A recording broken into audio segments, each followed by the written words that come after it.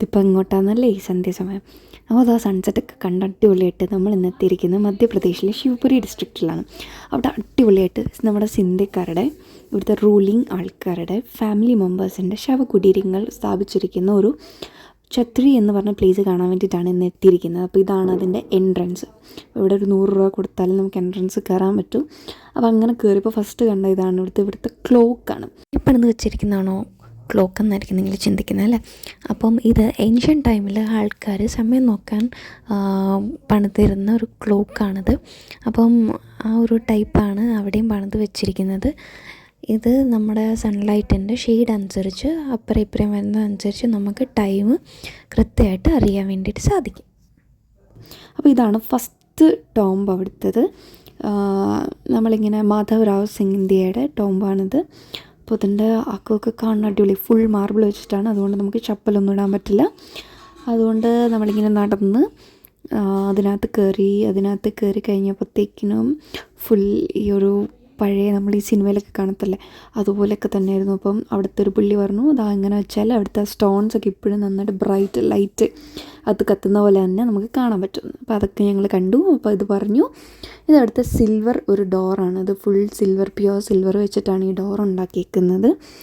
അങ്ങനെ അതൊക്കെ കണ്ടു ഞങ്ങൾ.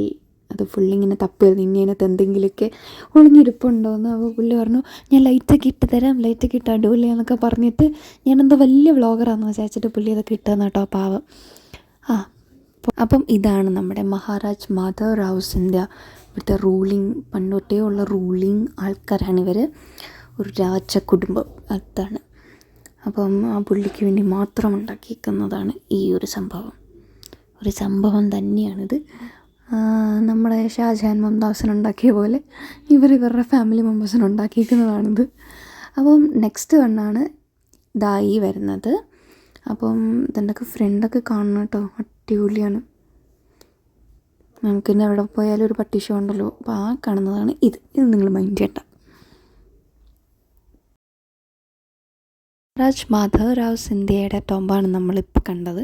അപ്പം ഈ വരുന്നത് അദ്ദേഹത്തിൻ്റെ അമ്മയുടെ ശവകുടീരമാണ് ഈ വരുന്നത്, മഹാറാണി സഖ്യരാജി സിന്ധ്യ. അപ്പം അതാണ് ഈ കാണുന്നത്. അപ്പോൾ അതിൻ്റെ അകത്തോട്ട് നമുക്ക് കയറാൻ പറ്റില്ല, ഇവിടം വരെ നമുക്ക് എൻട്രൻസ് ഉള്ളൂ. അപ്പോൾ ഈ 2 മോണ്യുമെൻറ്റും പണിതിരിക്കുന്നത് ഓപ്പോസിറ്റ് ആയിട്ടാണ്. അതുപോലെ തന്നെ ഒരു ഇസ്ലാമിക് ഹിന്ദു ഒരു ആർക്കിടെക്ചറിലാണ് ഇത് ഫുള്ള് പണിതിരിക്കുന്നത്.